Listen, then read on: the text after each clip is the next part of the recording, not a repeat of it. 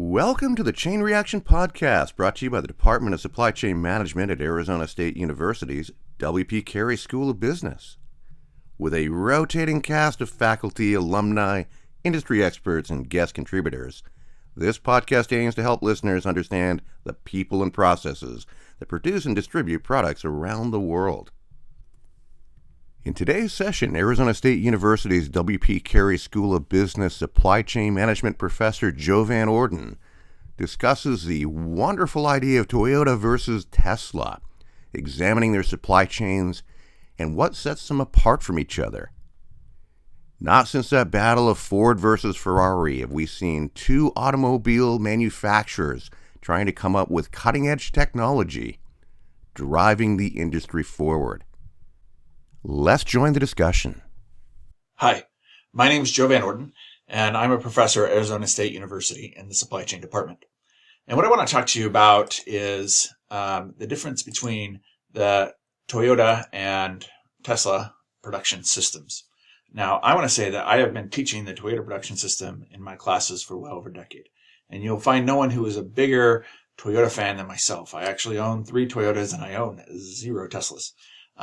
But I saw a pretty alarming rate of change that began to happen in the auto industry. Alarming, by what I mean by that, is something that's changing so fast that most people aren't predicting it.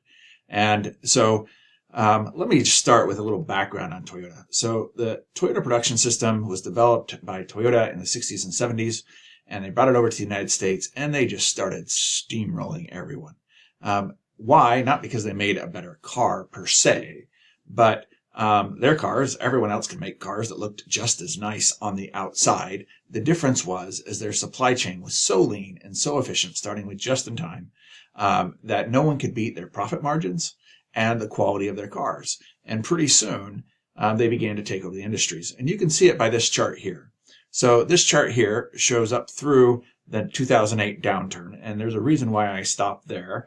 But as you can see here, the combined total income in the industry with Daimler, Ford, GM, and VW. Now at this time, Daimler owned Chrysler. And in 2008, with GM going bankrupt and Chrysler being sold off to another group of companies, the data kind of gets wonky there for a little bit. So I stop here. But you can see that their profit compared to how many cars everyone else was making was out of this world. And so by having a better supply chain, which, as everything that the Toyota production system brings together, from just in time to better quality to how things flow through their factories, created such a disparity in the industry. Now, other people made cars that looked just as good, but when your supply chain wins, then you win. And Toyota was winning, and it won everything from the 70s on through the early 2000s. And it seemed like there was really no one that could stop them because of how high quality and how good their supply chain lead was. No one was good at copying the Toyota production system, even though everyone looked at it and everyone studied it. But back in the early 2000s, myself and another PhD student and a professor at the University of Utah, we did a paper on Tesla. And we said, Tesla is not going to succeed. And the reason why we said that was we noted at that time the only car that was out was the original Tesla Roadster. And that original Tesla Roadster was very expensive. And very expensive cars, guess what? Their market collapses really quickly because there's only so many people that can buy a car that's over 100,000. So you have one of two choices. You can keep recreating that market like Lamborghini and Ferrari, who make limited cars, and then the market collapses because everyone who can buy one's already bought one, then you put out another limited edition, right? Well, the other option is to go down market. And at the time, Christensen, who was a leading thought professional at Harvard, said that people don't overcome industries with disruptive technologies coming from the high end. They always do it from the low end. And the reason is his philosophy was if you come from the high end, then you run into people's best customers, and there's no way they're going to let you steal their best customers. Well, guess what? Tesla came out with the Model S, and it won Car of the Year. And I was so sure that then Lexus and Cadillac and BMW would come out with their own electric cars and just blow the doors off of Tesla. But they did nothing. Then they came out with the Model X, and they did nothing. And then they came out with the Model 3, and they still did nothing. And over again, no one did anything. And what this allowed Tesla to do was to get to scale and to build supply chains that other people now cannot replicate. And now they're trying to catch up. They can make electric cars that look just as cool as Teslas, but it's the supply chain that is killing them. So let's kind of go through this. We're first going to talk about how inevitable the electric vehicle adoption seems to be, and the advantage of maintenance and the lithium-ion battery outlook, how the Tesla Toyota return on assets is going through, and then we're going to look at the 5 supply chains in which Tesla has an inevitable lead, and we'll talk a little bit about Tesla's future. Okay, one thing I want to say is I got this picture from a friend of mine on the line, and so after we're over, you can email me and I will send you the details of where every one of these pictures came from. I got all of the pictures that I'm using on here in graphs from the internet. They're not sourced from me, but I do have a bibliography for all these that I'm happy to share with you. Okay, so if you see that this is Easter morning in 1900, what you'll notice here is that there are all horse and buggies except for one automobile. Okay, now we would think, if you're going to grow automobiles, guess what you're going to need? You're going to need hard roads, you're going to need gas stations, you're going to need all this infrastructure. And someone looking at this from the outside says, there's no way that is going to happen. One thing I want to note is that the biggest environmental danger right here with horses was the feet's worth of dung that would pile up on the roads. And that would lead to disease and insects and all kinds of crazy stuff. And so we think that the cars are polluting. Horses are worse. But you can see, hey, it looks like there'll be a slow change. But just 13 years later, we had the same Easter morning. And guess what? We have one horse and everything else is automobiles. Why? Because thanks to the Model T, we had the price drop. And once the price dropped, then it became no-brainer that everyone wanted a car over a horse because horses are expensive. You got to have lots of land to take care of them. They die. You got to feed them a lot, which is really expensive. All these supply chain things behind a horse that the cars were just much easier at. So once the price point made it worth it, the car went away. And why is that important? Because we're starting to see this with electric vehicles already. So here's the new electric vehicle sales in the UK. And guess what? They're already 32.9% of the entire market there in the UK. In Germany, they're 35.7%. In Norway, they're already up to 82.8% of the brand new vehicles in the market. We can see here from this chart that one of the reasons why people are gravitating towards electric cars is the fuel costs are dramatically cheaper. It is much cheaper to plug your car in at night than to go fill up at the tank at the gas station. Note, I don't own an electric car yet, and I fill it every time I go to the gas station. Every time. Okay, here's the maintenance cost. And what I want you to see is ICE, internal combustion engine, compared to battery electric vehicles. Guess what? They're almost half the cost on the maintenance side. So once we start adding up maintenance costs and we start adding fuel costs, you get to see while electric cars start to become very attractive. Here's a chart that just came out with the 10-year maintenance cost of luxury cars, and we see Tesla, $5,867 over 10-year life. Porsche up here at $22,000 on average. Now note, Lexus, which is the Toyota brand, they're best in industry. Toyota still has great quality, but even Toyota can't compete. And why can't they compete? Well, compare the Tesla Model S to the BMW here, where it's going to cost 5%, less than 5% of its original value compared to BMW's 42% of their value. Note that most people who buy a BMW are very rich and they own it for less than 5 years. It's the person who buys it the second that gets stuck with all the maintenance costs for the BMWs. And those are the suckers that really bewail owning a BMW.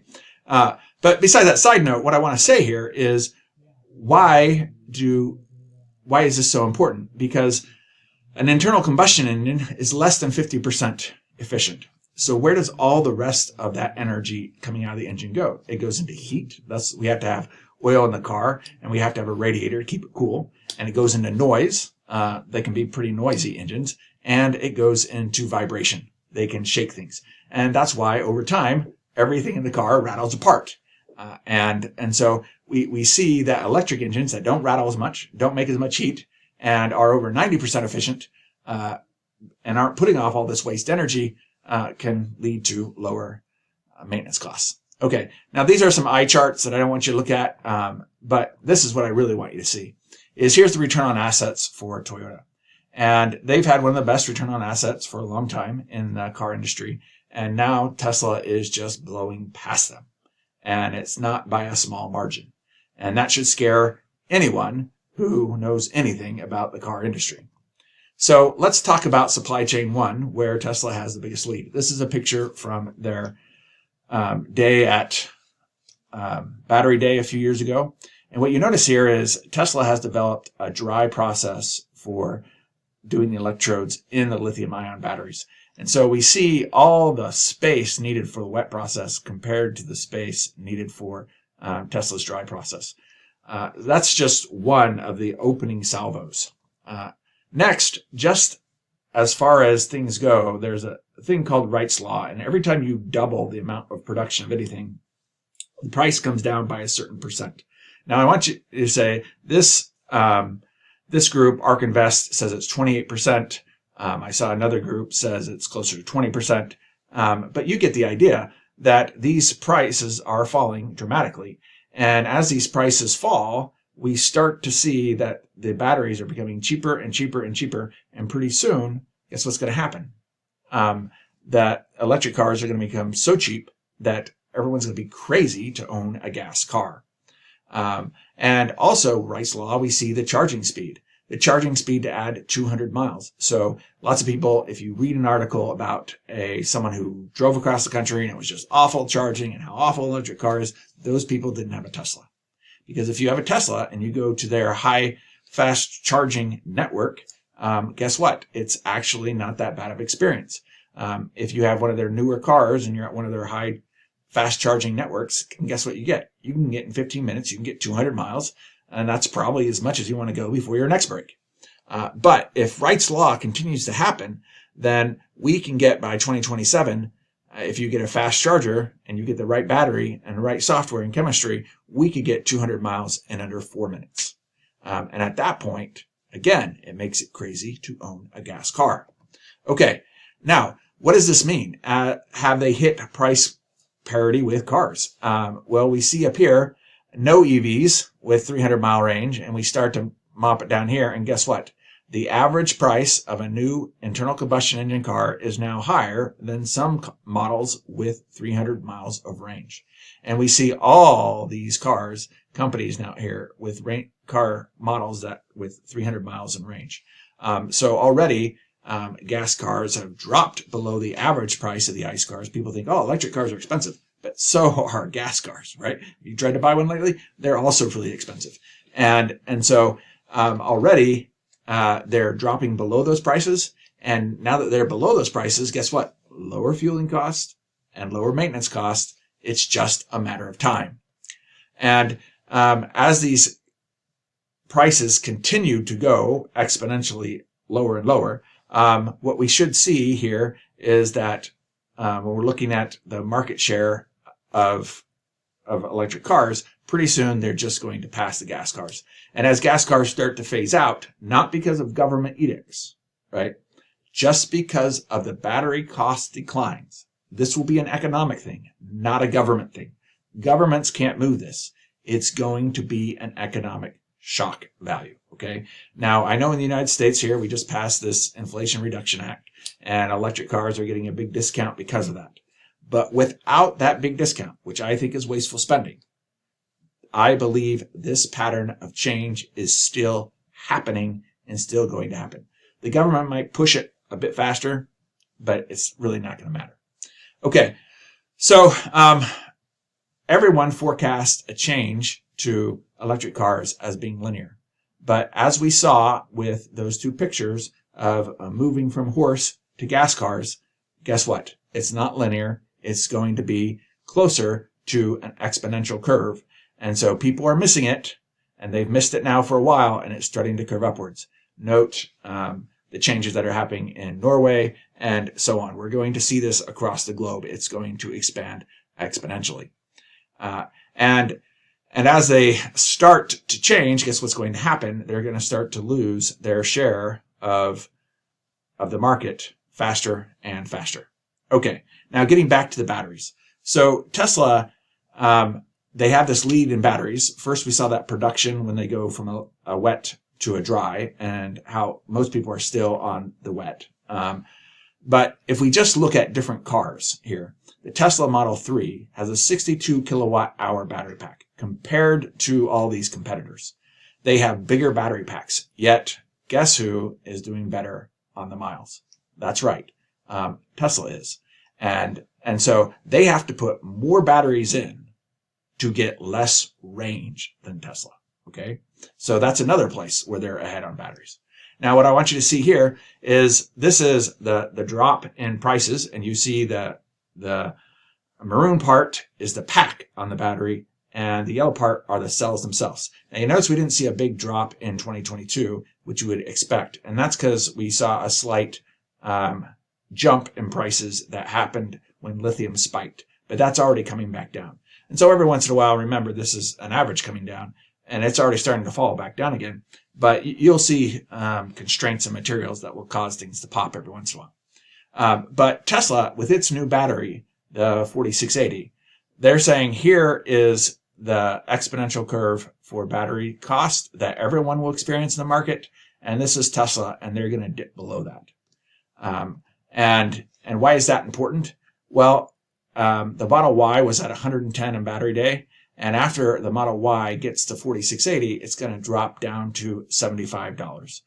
And $75 a kilowatt hour, why is that important? Because at cost parity with gas cars is 100 kilowatts an hour. And so they are below the cost parity of being with gas cars. So we see the different sizes that Tesla has used over the years. The 1865 they use in the Model S and the Model X, the 2170 they use in the Model 3 and Model Y, and the 4680 they've just started to put in a few Model Ys, but the big plan is for that to go into the Cybertruck. Why don't we just make bigger and bigger batteries? Well, the problem with making bigger and bigger batteries is that you have to manage the heat in the batteries. Otherwise, you have a big problem that can explode and get into fire.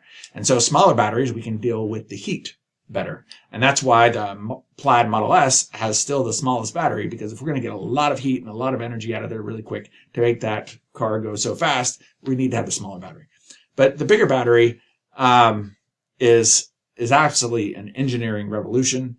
To get to the 4680, they've been able to manage the heat that's in it and get to a tabless design. I'm not going to go into the technical details. There's some great YouTubers that have really dug into this. Jordan is one of those YouTubers. I highly recommend you watch his videos. And he'll tell you all the details on the middle of that. But what I'm just saying is they're moving along, and that's how they're going to dip down below the cost curve. Another thing that's happening really fast with Tesla is you notice here an air wing. They used to put a tank inside the wing, and then they just made the wing the tank itself. Likewise, Tesla has been putting battery modules into their cars, and now they're just going to make the bottom of the car the carrying place for all the batteries. And the reason why this is important and vital is because remember when we saw that chart going down and the maroon part was the packs. Well, now we get rid of the packs and that maroon part comes off, and we're just dealing with the price of the cells. And you can see a picture of how it's supposed to look like from the battery day. So most people believe that Tesla is ahead of everyone else in their battery technology by 5 to 7 years, depending on who you're talking about. But if that was all there was, that wouldn't be enough, right? On top of that, Tesla is also able to use multiple chemistries within inside of their batteries and still make the car successful. So LFP stands for an iron-based instead of a nickel-based. Now, the iron-based can't get you going really fast like the Model S, but they're cheaper, they are safer, and they can last longer. And so the low-end Model 3 and the low-end Model Y both use LFP batteries. And Tesla is very flexible. And if there is a low-cost option, they will use it. And they have the software and the ability to manage the batteries' lives and change the different type of batteries, which again makes them much more flexible than everyone else. Now, all these things added together, along with this final slide, why do I show you this? Well, these are the mega packs that Tesla uses. Tesla is selling millions of dollars of worth of this energy storage, which is great because as we transition to green energy, what we're going to find is that it's very intermittent. And so we need battery storage to help smooth out that intermittent solar and intermittent wind. But what's really important here for our discussion is inside of each one of these megapacks are the small batteries that go into Tesla's cars, right? So CATL, or CATL, is the biggest battery producer in the world, bar none. Well, guess what? Tesla is their biggest customer. Tesla also produces its own. It's Panasonic's biggest customer. And anyone else who wants to produce batteries, LG, Chem, for example, guess who their biggest battery customer is? It is Tesla. So if you come along and you say, hey, I want to buy some batteries from you, who's getting a better price on those batteries? Tesla or you? Guess what? It's Tesla. Okay. So Tesla is not only producing more electric cars than everyone else, they're also producing these battery storage devices, which take even more cells. And so the volume of cells that Tesla is buying is just astronomically huge compared to everyone else. So even if you could go out on the market and buy just as good of battery as Tesla can, guess what? Tesla's going to be getting a better price from you. So that's supply chain number one. If it was just that supply chain, maybe someone could catch up. But supply chain number two is software. And this is what really makes Tesla different compared to other car companies, is that they are really kind of a software company first. And you notice just these pictures, how cool the software is in these cars compared to your car, right? You know, I get into my cars and the software in there looks like they were made for the Atari, right? Back in the 80s. It's clunky. You got to twist dials and things like this and punch things. It's just awful. But this software is smooth, it's slick, it's beautiful. And just like your car, guess what? It updates over the air. When the Ford Mach-E came out, when the VW came out with its car, they launched and they all had software problems. And guess what you had to do to fix them? You had to go back to the dealership. And so Tesla's the only one who has consistent over-the-air updates and the only one who does it well. And the reason why this is important is this is a beautiful software managed by their own in-house chips, which we're going to talk about here in a moment. And this software, not only does it look beautiful, and not only is it 5 years ahead of everyone else, but it also is one of those things that allows their cars to be more efficient on less batteries because of how the software monitors the car and how it makes sure that the charging is done right.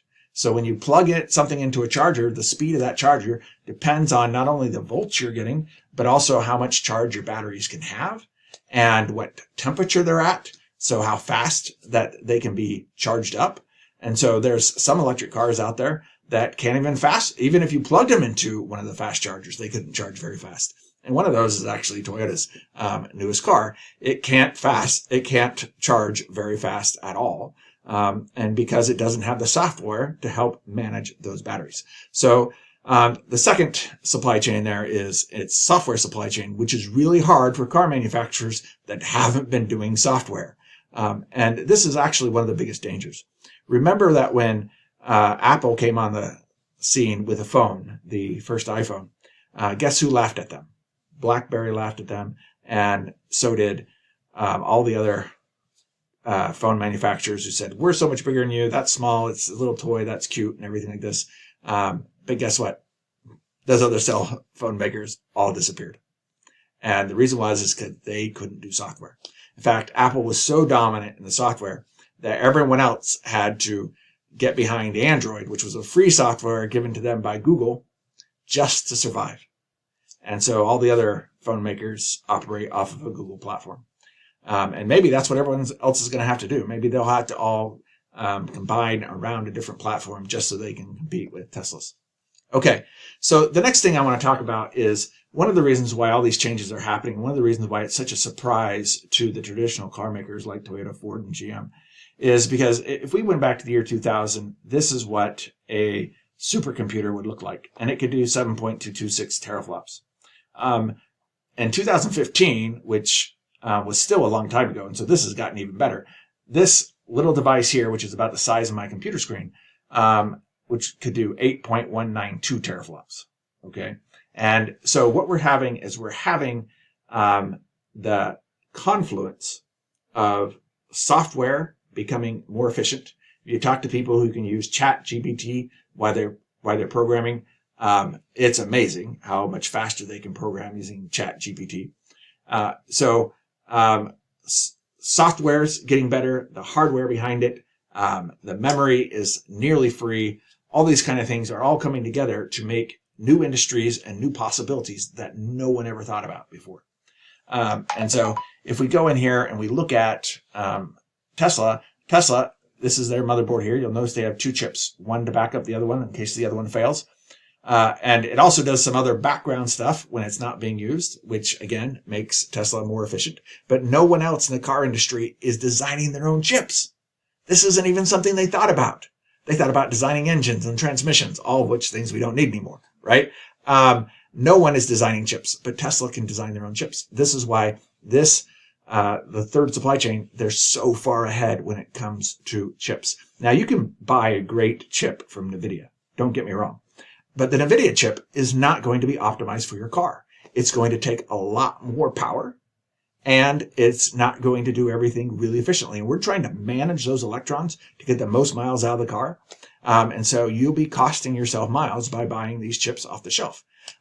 Plus, if you're buying them from someone else, how well do you know how they operate? One of the things that was interesting is when we had the chip shortage last year. We had the chip shortage, and all the car companies said, hey, we can't produce cars. We don't have enough chips. But Tesla grew by almost 47%, I think it was. How did they grow their production by 47% and everyone else had a chip shortage? Well, it's because Tesla could just go out there and grab any chip they wanted and reprogram their car. And everyone else had no idea how to do that. They couldn't. And so because they couldn't, guess what? They had to wait on their suppliers for chips.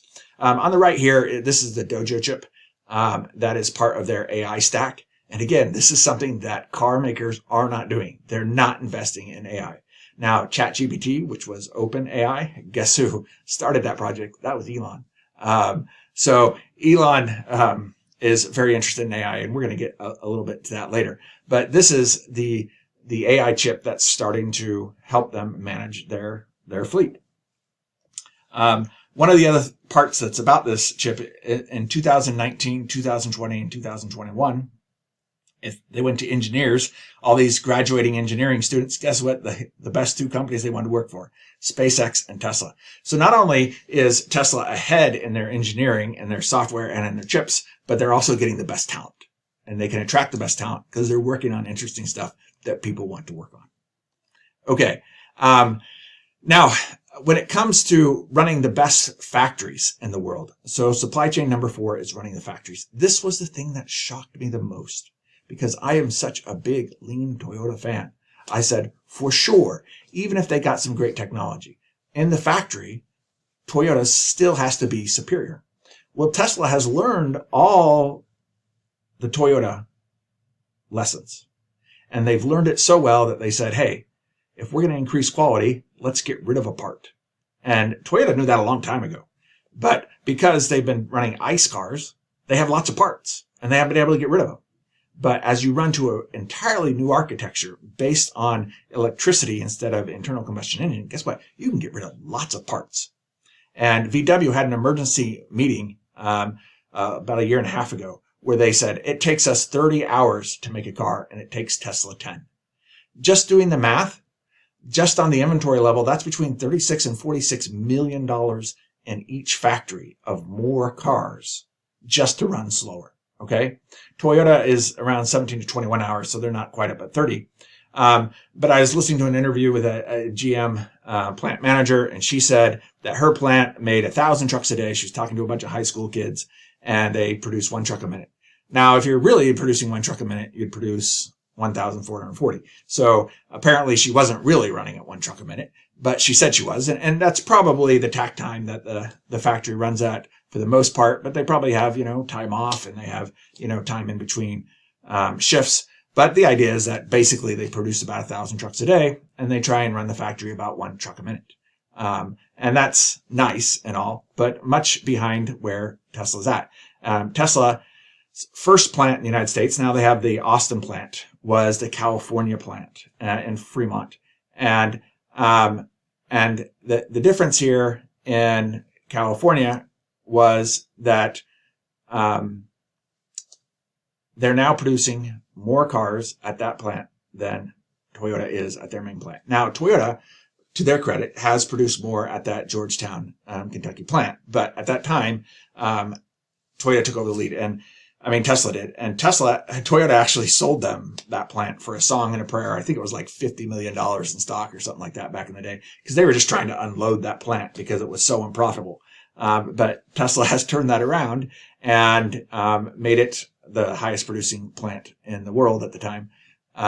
So what have they done to really change the production system? Well, they went from having just a static line. Now, they're not the only one to get away with just having a static line, but let me use a picture from a YouTuber that I've had a few conversations with over email. And he says, if you have a particular line like this, it's going from point to point to point, and that's how a lot of auto industries look like. And if you have a break in that line, then everything has to stop. And Toyota's known for having its and-on cords. You pull that cord, everything stops, and we fix the problems at the source. Well, Tesla has a more nuanced look at this, which they call agile. Joe Judge is the person that really kind of moves this conversation on agile at Tesla. But they don't set it up like a regular line. And this allows them to pull cars off the line, make changes, and then push the cars back into production. And until they can get all the parts they need, they'll put some cars that have the new changes and some that don't. But most car companies, they have model years. For example, the 2020 Toyota Corolla, the 2021 Toyota Corolla. And the reason why they have model years is if they ever need to change parts, then you know down the road which cars have which parts, and that's useful. But Tesla said, we're living in the modern age with software. Why in the heck would we wait an entire year to make changes? And they will make multiple changes in a day and in a month. And so they can iterate so much faster. And what they do in their factories is as the car's moving through the factory starts to talk to the software in the car. And they make a digital twin of each car. So when the car comes out, Tesla knows exactly what parts are in that car. And so if down the road it needs to be serviced, the person shows up and they know what car it is. Guess what? They have a digital readout of that entire car. And so it might have different parts than the car that was made just in front of it. But guess what? Tesla knows about it. Okay. So as it's going down the line, it's communicating with the factory. And if something's not working right, guess what? Tesla communicates with the car and it knows, and the technicians can go in and solve that problem.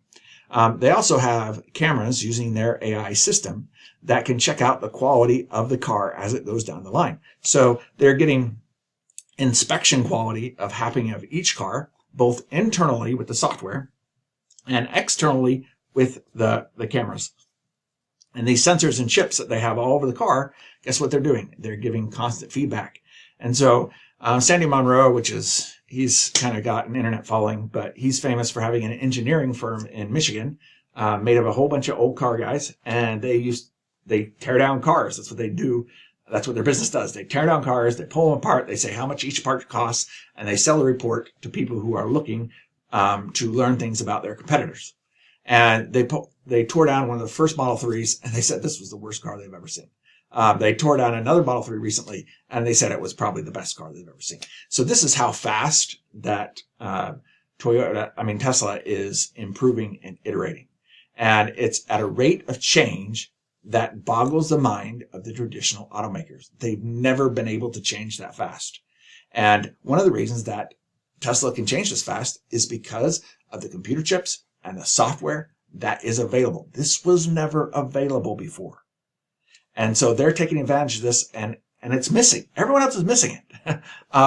And because no one ever pushed them to do this kind of change. And Tesla is pushing them. And this rate of change, how do you catch up with that rate of change? If they're still today changing faster than you are, the separation is going to get wider and wider and wider.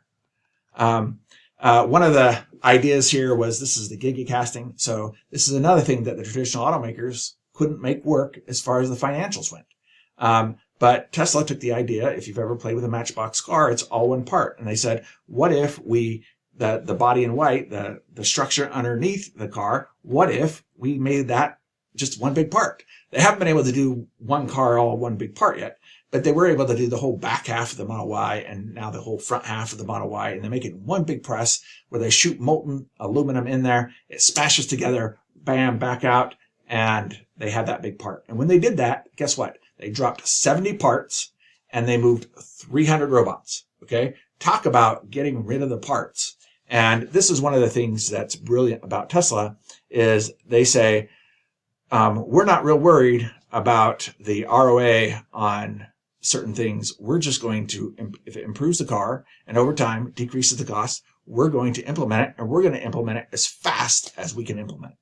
We're not going to wait for a model year or a refresh. We're going to just move it in production, and we're going to start using those parts, and we're going to start decreasing things as fast as we can. And that is, again, an amazing part of them having this AI system and this idea that we can innovate and iterate all the time, which is making their factories, again, more productive than everyone else's factories, so they can produce the cars faster at a higher quality and faster rate. Someone said that the average price of a Tesla, the cost a few years ago was, 5 years ago was over $80,000, and now it's in the 30s. Okay, that's the average cost of their cars. They've got some more expensive models, right? But that rate of change in decreasing the cost of the car is astronomical. And so I was surprised that I believe that Tesla has overtaken Toyota on the factory floor because of things like this gigapress and because of their use of AI inside the factories. And that shocked me because like I said, biggest Toyota fan in the world. Okay. The last supply chain, number 5, that they're ahead of everyone else is what I call networks. This is a picture of the superchargers that you have there for Tesla. And this is one of their service stations. Now, Tesla does not have its own dealerships. And so they have service stations and you can buy the car online. And guess what all the young people do nowadays? They buy the cars online. So everyone's comfortable with buying a car online. If you think about it, the idea of test driving a car is kind of old fashioned. You might want to test drive a used car to make sure that it runs well and you like it.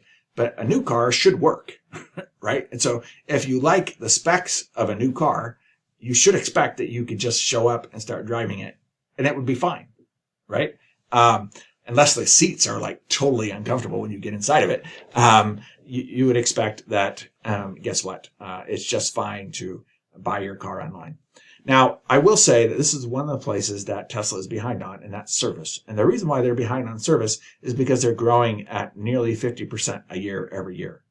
None of the other automakers are growing at 50% a year, and so this isn't a problem for them. Plus, they have these dealership networks that can reach out and do service. But on top of that, there's always, my Toyotas are a little bit older, and so I don't take them to the dealership anymore. I take them to a third-party mechanic that I like and trust. And so these third-party mechanics, guess what they do? They take a lot of pressure off of the service. When I take one of my newer cars into the dealership, there's always a long wait. There's always a long wait. It's not like it's great service or anything like that. And it's expensive. And so just imagine how bad it would be if all the cars had to go to the dealership.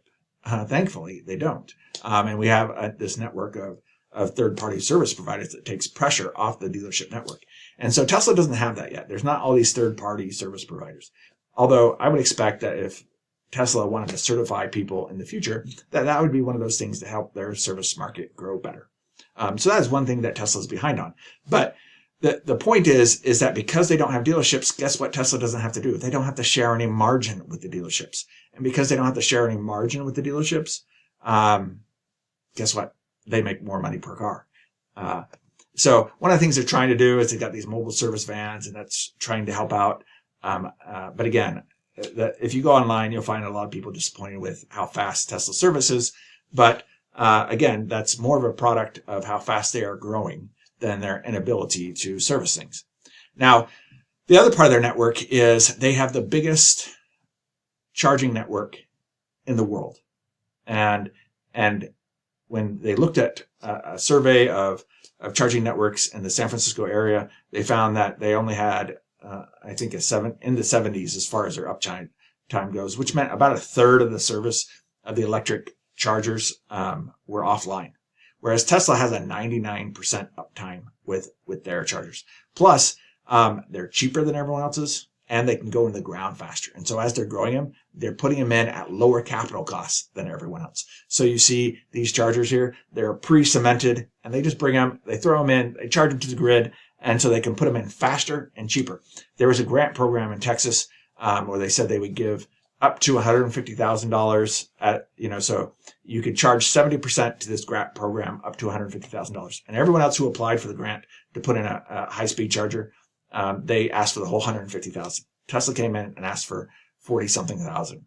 And so they could only get 70%. So you can see the price difference. So not only does Tesla have the best network for chargers, but they can put them in at a lower rate.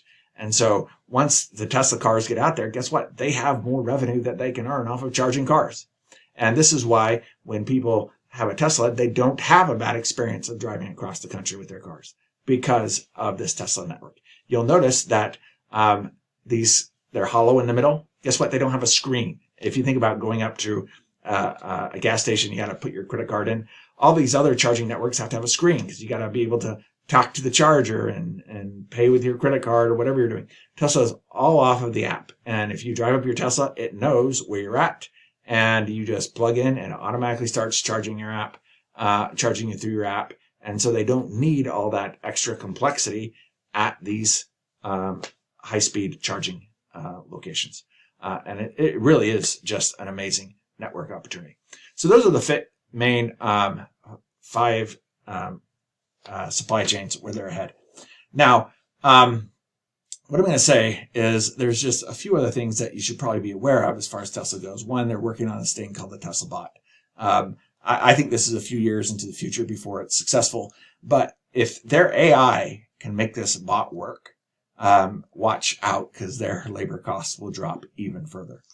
The big thing that people talk about, though, is Tesla's full self-driving. This is still in beta. And so I don't think you can bank it yet. And plus, there's a lot of regulation out there. So their ability to bank it will depend more on governments than it will on Tesla itself. But they are the closest to doing full self-driving over anyone else. And there's lots of YouTubers out there that have this beta, and they've driven many miles without ever having to touch the wheel, which is an amazing philosophy behind it. Their philosophy is that you deal with your eyes when you drive. And so they're going to do it with cameras, because if your eyes can do it, then they need to train the neural networks in their Dojo supercomputer to be able to do this with its cameras, and they don't need the expensive LiDARs that you see on some other programs. And I think their philosophy behind it's right. They seem to be improving faster than everyone else. And so if I were to bet someone to get full self-driving in the next few years, it would be Tesla. But again, they haven't done it, and there's going to be lots of government hurdles, and then there'll be lots of insurance. And, the first time one of these things has an accident, even if it's not its fault, someone's getting sued. So, but if they pull this off, game over, they win. Okay. Why is it so important? Well, there's a whole group of people like my father whose eyes are getting bad in his old age thanks to macular degeneration. He's essentially blind now, in great health. And I would love for him to have a self-driving car so that he can still go out and do things. On top of that, not only that, but if Uber didn't have to pay any drivers, how much could they lower the cost, right? And when that cost lowers, it'll get to the point where my grandkids probably will never learn how to drive, because everyone will just call a automatic taxi on their phone. You might have one car that you have in the driveway, but you wouldn't need 4 cars like I do. I have 4 cars because I have teenagers who need to drive, and my wife and I. And so we might have one car, but everyone else would just use the app to have a car come pick them up, because it would be so cost competitive. And then the third thing is the Cybertruck. Now, this is, a lot of people think that this is ugly and not great, but I think it's revolutionary. And as I told my wife, we need to have one. And she said, why? And I said, because it's bulletproof. And she says, what does that have to do with anything? I said, it doesn't have to do with anything. It's just bulletproof. And so that's why we need to have one. But this Cybertruck, if its specs come out as they originally planned it, it will be faster and more powerful than any pickup truck that is on the market. And it's going to have plugs in the back that allows a contractor to do all his work electrified. The F-150 Lightning already allows people to do that. But if this takes just 20%, 15 to 20% of the car market, of the truck market, guess what? Both Ford and GM go bankrupt because they make all their money on trucks. And they don't have to lose all the truck market to go bankrupt. They have to just lose a small percentage of it. It's the same thing that happened when Southwest came into the airlines. They didn't need to lose everything. They only had to lose a little bit before they went bankrupt. And now every airplane company in the United States has gone bankrupt since Southwest came out, except for Southwest. So you only need to lose a little bit of market share before you're not profitable anymore. And that's the scary thing about the Cybertruck, is it only needs to take a little bit of that trucking market share to get there. Okay, so again, my name is Dr. Van Orden, and I work at Arizona State University. Please contact me, and I'd be willing to have a greater conversation with you. I have some ideas of what Toyota and other people could do to start to catch up. And I think that's important that we have competition in the space. But right now, I'm telling you, those 5 supply chains in which Tesla is ahead of everyone else are huge chasms. And it's not just making a pretty electric car. You can go make a pretty electric car now all you want. But it's not going to matter because you're behind on these supply chains. I'm sorry, BMW. You can make great cars now. But unless you do something to catch up on these supply chains, you're behind. So just want to put that out there. If you want to contact me, my email address is joseph.vanorden, like you see there at asu.edu. And I'd be more than happy to have a conversation with you and talk about some of my ideas about how they could catch up. And because there needs to be lots of competition in the space. And like I said earlier, I believe it's cost inevitable that the electric cars are going to overcome the ICE. It's not going to be government mandated. It doesn't need to be at this point. The battery prices are dropping too fast, and the complexity of the internal combustion engine is too great compared to electric engines that it's inevitable that the electric car will be the car of choice within the next 5 to 10 years. Okay. Thank you for your time. I appreciate it. Thank you for joining the Chain Reaction Podcast, brought to you by the Department of Supply Chain Management at Arizona State University's W.P. Carey School of Business. The executive producers for the Chain Reaction Podcast are Nadia Flores, Chris Lee, and Eddie Davila. A special thank you for the continued support of the staff and faculty of Arizona State University's W.P. Carey School of Business in helping to bring these podcasts to you. Please reach out to us at wpcarey.sem@asu.edu with SEM news and concepts you would like us to discuss in a future installment of the Chain Reaction Podcast. Also, remember to check out our Supply Chain Management Department website. Thank you for joining us, and we hope to see you again for our next Chain Reaction release.